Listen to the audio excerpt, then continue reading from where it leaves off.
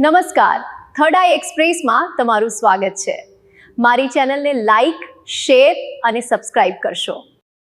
તળાજા નજીક ગમખ્વાર અકસ્માતમાં દીકરી સામે જ પિતાએ તોડ્યો દમ। તારીખ 18/5/2026 સોમવારના રાત્રિના 8:30 કલાકે વાત કરીએ તો તળાજા પંથકમાં એક હૃદયદ્રાવક અકસ્માતની ઘટના સામે આવી છે, જેમાં દીકરીની નજર સામે જ પિતાનું મોત થતાં સમગ્ર વિસ્તારમાં શોકની લાગણી ફેલાઈ ગઈ છે।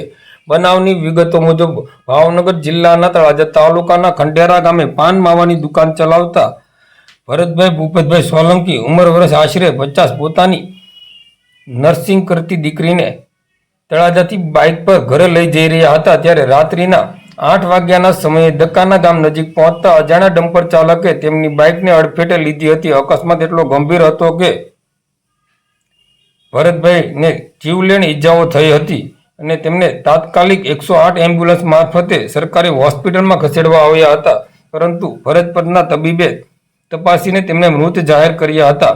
પિતાનું નિર્જીવ દેહ જોઈ દીકરીનું ફાટેલું રુદન ત્યાં હાજર લોકોની આંખો ભીની કરી દે તેવું હતું। હોસ્પિટલમાં સર્જાયેલા કરુણ દ્રશ્ય હૃદયના કઠોર માણસને પણ ભાવુક બનાવી દીધા હતા। બનાવની જાણ થતાં નગરપાલિકાના પૂર્વ પ્રમુખ રણછોડભાઈ ચાવડાના નજીકના સંબંધી સહિત બગુભાઈ, મુકેશભાઈ બારિયા, નારાયણભાઈ બાંભણિયા અને અન્ય લોકો હોસ્પિટલ ખાતે દોડી આવ્યા હતા। હાલ આ સમગ્ર ઘટનાને લઈને ખંડેરા ગામમાં શોકનું મોજું ફરી વળ્યું છે।